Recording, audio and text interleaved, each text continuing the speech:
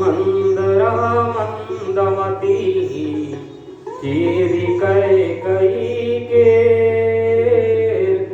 अजस पेटारी ताई करी गई गिरामती फेर हो रामा गई गिरामती फेर।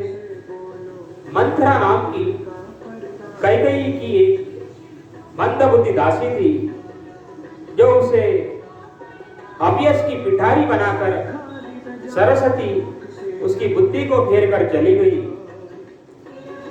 मंथरा ने देखा कि नगर सजाया हुआ है, सुंदर मंगलमय बधाई बज रहे हैं। उसने लोगों से पूछा कि कैसा उत्सव है।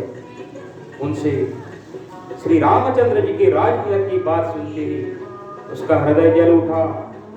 वह दुर्बुद्धि नीच जाति वाली दासी विचार करने लगी कि किस प्रकार से यह काम रात ही रात में बिगड़ जाए। जैसे कोई कुटिल भेलनी शहद का छत्ता देखकर घात लगाती है कि इसको किस तरह से उखाड़ दूं। वह उदास होकर भरत जी की माता कैकेयी जी के पास गई। रानी कैकेयी ने हंसकर कहा कि तू उदास क्यों है। मंत्रा कुछ उत्तर नहीं देती, केवल लंबी सांसें ले रही है और त्रिया चरित्र करके आंसू ढरका रही है। रानी हंसकर कहने लगी कि तेरे बड़े गाल है, तू बहुत बढ़ चढ़कर बातें बोलने वाली है। मेरा मन कहता है कि लक्ष्मण ने तुझे कुछ सीख दी है, अर्थात तुझे कुछ दंड दिया है, तब भी वह महापापिनी दासी कुछ भी नहीं बोलती। ऐसी लंबी सांस छोड़ रही है मानो काली नागी फुदकार रही हो। तब रानी ने डरकर कहा, हरी कहती क्यों नहीं। श्री रामचंद्र, राजा लक्ष्मण, भरत और शत्रुघ्न कुशल से तो है। यह सुनकर कुबरी मंथरा के हृदय में बड़ी भारी पीड़ा उत्पन्न हो गई। वह कहने लगी कि हे माई, हमें कोई क्यों सीख देगा और मैं किसका बल पाकर गाल करूंगी। रामचंद्र जी को छोड़कर आज और किसकी कुशल है जिन्हें राजा युवराज पद दे रहे हैं। आज कौशल्या को विधाता बहुत ही अनुकूल हुए हैं, यह देखकर उनके हृदय में गर्व समाता नहीं। तुम स्वयं जाकर वह सब शोभा क्यों नहीं देख लेती जिसे देखकर मेरे मन में क्षोभ उत्पन्न हुआ है। तुम्हारा पुत्र परदेश में है, तुम्हें कुछ सोच नहीं, जानती हो कि स्वामी हमारे वश में है। तुम्हें तो सब पलंग पर पड़े पड़े नींद लेना ही बहुत प्यारा लगता है। राजा की कपट भरी चतुराई तुम नहीं जानती। मंत्रा के प्रिय वचन सुनकर किंतु उसको मन की मैली जानकर रानी डांट कर बोली कि बस अब चुप रह, घर पूरी कहेगी। जो फिर कभी ऐसा कहा तो तेरी जीभ पकड़कर निकलवा लूंगी। काने खोरे को बरे कुटिल कुचाली जा, विशेषी पुनी चेरी कही भरत मातु मुस्का। कानों, लंगड़ों और कुबड़ों को कुटिल और कुचाली जानना चाहिए, उनमें भी स्त्री और खासकर दासी। इतना कहकर भरत जी की माता कैकेयी मुस्कुरा दी और फिर बोली कि हे प्रिय वचन कहने वाली मंथरा, मैंने तुझको यह सीख दी।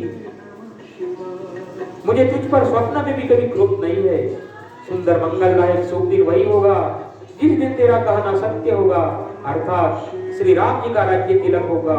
बड़ा भाई स्वामी और छोटा भाई सेवक होगा। यह सूर्यवंश की सुहावनी रीति है। यदि सचमुच कल ही श्री राम जी का तिलक है तो हे सखी, तेरे मन को अच्छी लगे वही वस्तु मांग ले, मैं तुझे दे दूंगी। राम को सहज स्वभाव से सब माताएं कौशल्या के समान ही प्यारी है। मुझ पर तो वे विशेष प्रेम करते हैं। मैंने उनकी प्रीति की परीक्षा करके देख ली है।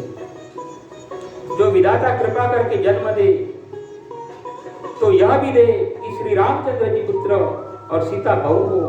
श्री राम मुझे प्राणों से भी अधिक प्रिय है, उनके तिलक से तुझे क्षोभ कैसा? तुझे भरत की सौगंध है, छल कपट छोड़कर सच सच कह, तू हर्ष के समय विषाद क्यों कर रही है? मुझे इसका कारण सुना।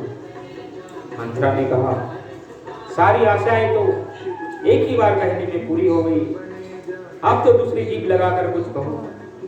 मेरा अभागा कपाल तो फोड़ने ही योग्य है, जो भी अच्छी बात कहने पर भी आपको दुख होता है। जो झूठी सच्ची बातें बनाकर कहते हैं, हे भाई वे ही तुम्हें प्रिय है और मैं कड़वी लगती हूँ। अब मैं भी ठकुर सुहाती कहाँ करूंगी, नहीं तो दिन रात चुप रहूंगी। विधाता ने कुरूप बनाकर मुझे परवश कर दिया। जो बोया सो काटती हूँ, दिया सो पाती हूँ। कोई भी राजा हो, हमारी क्या हानि है? दासी छोड़कर क्या अब मैं रानी हो जाऊंगी? हमारा स्वभाव तो जलाने ही योग्य है, क्योंकि तुम्हारा हित हमसे देखा नहीं जाता, इसीलिए कुछ बात चलाई थी। किंतु हे देवी, हमारी बड़ी भूल हुई, क्षमा कीजिए। आधार रहित अस्थिर बुद्धि की स्त्री और देवताओं की माया से वश में होने के कारण रहस्य युक्त कपट भरे वचन, प्रिय वचनों को सुनकर रानी कैकेयी ने बहरी मंथरा को अपनी सुहृदय हित करने वाली जानकर उसका विश्वास कर लिया। बार बार रानी उससे आदर के साथ पूछ रही है, मानो बिल्ली जी के गान से हृदय मोहित हो गई हो। जैसी भावी है वैसी बुद्धि भी फिर गई। दासी अपना दाव लगाकर हर्षित हुई।